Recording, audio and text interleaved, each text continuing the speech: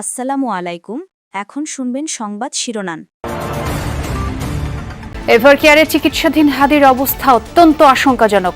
সন্দেহভাজন ফয়সাল করিম অস্ত্র মামলায় গ্রেফতারের পর বেরিয়েছিল অল্প সময়ে। প্রধান উপদেষ্টার সঙ্গে বৈঠকে ফ্যাসিবাদ বিরোধী ঐক্যের ব্যাপারে একমত বিএনপি, জামায়াত, এনসিপি। সর্বদলীয় প্রতিবাদ সভা করবে দলগুলো। চট্টগ্রাম, ঢাকায় দুই প্রার্থীর ওপর হামলার ঘটনায় ফায়দা লোটার চেষ্টা করছে অনেকে। মন্তব্য তারেক রহমানের। নিজেদের মধ্যে মতপার্থক্য কমানোর আহ্বান। সম্মুখ সারির জুলাই যোদ্ধাদের বিশেষ নিরাপত্তা দেবে স্বরাষ্ট্র মন্ত্রণালয়।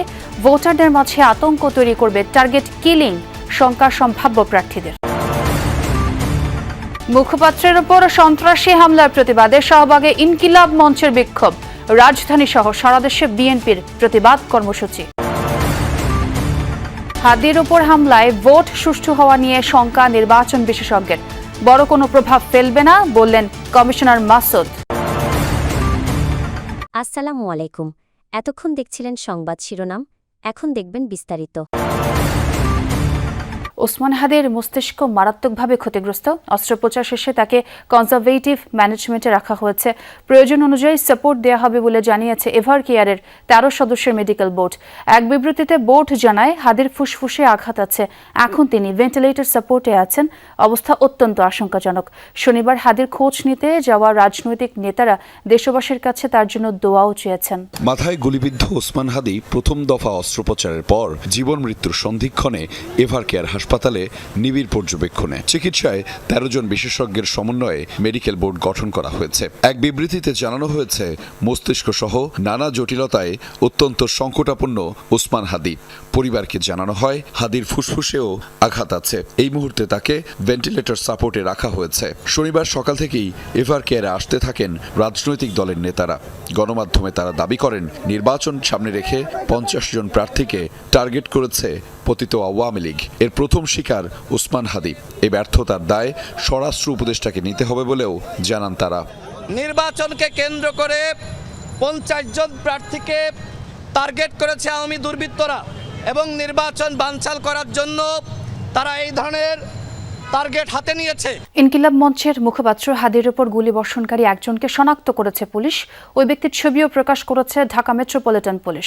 সন্দেহভাজন ব্যক্তি ফয়সাল করিম নিষিদ্ধ ঢাকা মহানগর উত্তর ছাত্রলীগের সাবেক সহসভাপতি। গেল বছর ব্যাংক লুটের মামলায় অস্ত্রসহ গ্রেফতারের পর অল্প সময়ই জামিনে বেরিয়ে আসেন এই ফয়সাল। গণমাধ্যমে প্রকাশ হওয়া বিভিন্ন ছবি ও নানা কার্যক্রমে দেখা যায়, কদিন ধরেই ওসমান হাদির বিভিন্ন সভা ও গণসংযোগে সক্রিয় ছিল এই প্রধান সন্দেহভাজন। তবে মোটরসাইকেলে আরেকজনের বিষয়ে এখনো কোনো তথ্য দিতে পারেনি আইনশৃঙ্খলা বাহিনী। মাত্র 4 দিন আগের ঘটনা। রাজধানীর বাংলা মোটরে ইনকিলাব সেন্টারে নেতাকর্মীদের নিয়ে নির্বাচনী কার্যক্রম বিষয়ে সভা করেন ওসমান হাদি। সেখানে হাদির ঠিক ডান পাশেই বসা ছিলেন সন্দেহভাজন ফয়সাল করিম দাউদ। এর 3 দিন পর শুক্রবার হামলা হয় হাদির উপর। খুব কাছ থেকে গুলি করা হয় তাকে। তার আগে মতিঝিল এলাকায় গণসংযোগে হাদির পাশেই দেখা যায় ওই ব্যক্তিকে। ওসমান হাদির উপর হামলার ঘটনায় সম্মিলিতভাবে প্রতিবাদ সভা করার সিদ্ধান্ত নিয়েছে বিএনপি, জামায়াত ইসলামী ও জাতীয় নাগরিক পার্টি এনসিপি। প্রধান উপদেষ্টা ডক্টর মোহাম্মদ ইউনূসের সাথে বৈঠকে এই সিদ্ধান্ত হয়। আগামী 2-1 দিনের মধ্যে এই সভা অনুষ্ঠিত হবে। বিএনপির স্থায়ী কমিটির সদস্য সালাউদ্দিন আহমদ জানান, রাজনৈতিক বিতর্ক যতই থাকুক, দেশের স্বার্থে ফ্যাসিবাদ বিরোধী আন্দোলনে সবাই ঐক্যবদ্ধ। এদিকে এনসিপির আহ্বায়ক নাহিদের দাবি, দেশকে অস্থিতিশীল করতে আওয়ামী লীগকে সহায়তা করছে ভারত। বৈঠকে প্রধান উপদেষ্টা রাজনৈতিক দলগুলোকে ঐক্যবদ্ধ থাকার আহ্বানও জানান। রাষ্ট্রীয় অতিথি ভবন যমুনায় প্রধান উপদেষ্টার সাথে সাক্ষাৎ করে বিএনপি, জামায়াত ইসলামী ও এনসিপির প্রতিনিধি দল। বৈঠকে প্রধান উপদেষ্টা বলেন, ওসমান হাদির উপর হামলা পূর্ব পরিকল্পিত। তাদের উদ্দেশ্য নির্বাচন বানচালের। ষড়যন্ত্রকারীরা তাদের নেটওয়ার্ক বিস্তৃত করেছে। প্রশিক্ষিত শুটার নিয়ে মাঠে নেমেছেন। শুধু সরকার নয়, দল মত নির্বিশেষে সবাইকে সতর্ক ও ঐক্যবদ্ধ থাকার আহ্বান জানান তিনি। বৈঠক শেষে গণমাধ্যমের সাথে কথা বলেন বিএনপি নেতা সালাউদ্দিন আহমদ। বলেন, হাদির উপর হামলা বাংলাদেশের উপরে হামলা। সামনে নির্বাচন, বিভিন্ন রকমের রাজনৈতিক বিতর্ক হবে, কিন্তু আমরা ওই পর্যায়ে বিতর্ক করব না যাতে করে আমাদের ঐক্য বিনষ্ট হয়। পতিত ফ্যাসিবাদকে অবশ্যই আমরা এই বার্তা দিতে চাই, এই জাতীয় কোনো ধরনের হামলা করে বাংলাদেশের গণতান্ত্রিক উত্তরণকে বাধাগ্রস্ত করতে পারবে না, প্রতিহত করতে পারবে না। এদিকে ওসমান হাদির উপর হামলার পেছনের উদ্দেশ্য কি তা খুঁজে বের করার পরামর্শ দিয়েছেন বিএনপি ভারপ্রাপ্ত চেয়ারম্যান তারেক রহমান। অনেকেই এই হামলা থেকে ফায়দা নেওয়ার চেষ্টা করছে বলেও মন্তব্য করেন তিনি। দেশ করার পরিকল্পনা অনুষ্ঠানে লন্ডন থেকে যুক্ত হয়ে কথা বলেন বিএনপির ভারপ্রাপ্ত চেয়ারম্যান তারেক রহমান। আরও যুক্ত করে বলেন, নিজেদের মধ্যে মতপার্থক্য না কমালে তা দেশের জন্য ভালো ফল বয়ে আনবে না, আর ক্ষমতায় গেলে বিদেশের দক্ষ কর্মী পাঠানোর ব্যবস্থা করা হবে বলেও জানান তিনি। রাজধানীর খামারবাড়িতে বিএনপির দেশ গড়ার পরিকল্পনা অনুষ্ঠান, এতে প্রধান অতিথি হিসেবে লন্ডন থেকে ভার্চুয়ালি যুক্ত হন দলের ভারপ্রাপ্ত চেয়ারম্যান তারেক রহমান। অনুষ্ঠানে বিএনপির নানা পরিকল্পনা তুলে ধরেন তারেক রহমান। জানান, ক্ষমতায় গেলে দক্ষ জনশক্তি রপ্তানি বাড়ানো হবে, এজন্য শ্রমিক পাঠানোর আগে তাদেরকে দক্ষ করে গড়ে তোলা হবে। এছাড়া কৃষি কার্ড, ফ্যামিলি কার্ড এবং সবার জন্য স্বাস্থ্যসেবা নিশ্চিতের কথাও জানান তারেক রহমান।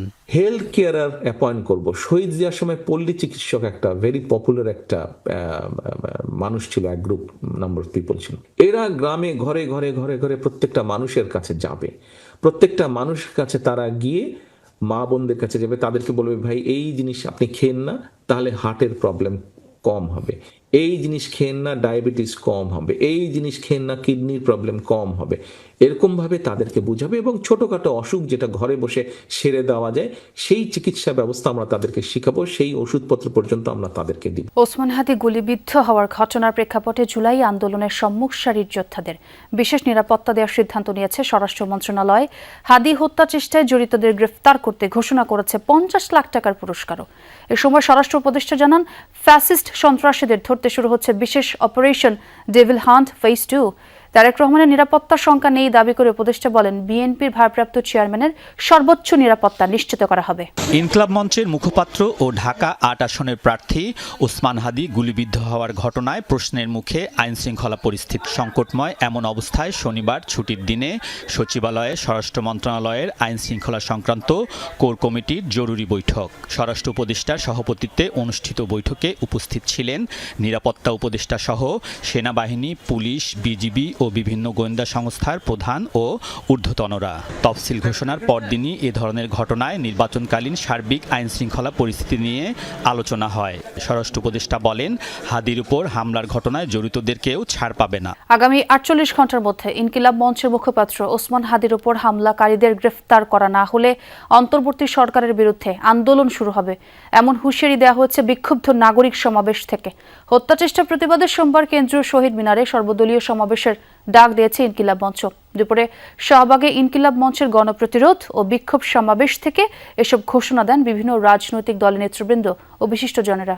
ওসমান হাদিকে হত্যা চেষ্টার প্রতিবাদে শাহবাগে ইনকিলাব মঞ্চের ডাকে শনিবার দুপুরে বিক্ষুব্ধ নাগরিক সমাবেশ ও গণপ্রতিরোধ কর্মসূচিতে অংশ নেন বিভিন্ন রাজনৈতিক দল ও সংগঠনের নেতাকর্মীরা। ওসমান হাদির উপর হামলার ঘটনা নির্বাচনে বড় কোনো প্রভাব ফেলবে না, নির্দিষ্ট সময় হবে ভোট, দায়িত্ব পালনের শক্ত অবস্থানেই আছে ইসি, জানিয়েছেন নির্বাচন কমিশনার আব্দুর রহমান এল মাসুদ। টেলিফোনে যমুনা নিউজকে তিনি বলেন, আইন শৃঙ্খলা পরিস্থিতি ভালো রাখতে সচেষ্ট হতে হবে আইন শৃঙ্খলা বাহিনীগুলোকেই। আর এই ঘটনা ব্যাপারে যে নির্বাচনের পর কোনো খুব বড় একটা প্রভাব ফেলবে এটা আমরা মনে করছি না। আমরা মনে করতেছি যে আমাদের সতর্ক থাকতে হবে, আমাদের আইন শৃঙ্খলা আরো বেশি জোরদার করবেন। আর নির্বাচন ইনশাল্লাহ নির্দিষ্ট তারিখেই হবে, বলতে পারি যে আমরা খুব শক্ত অবস্থানে থাকবো।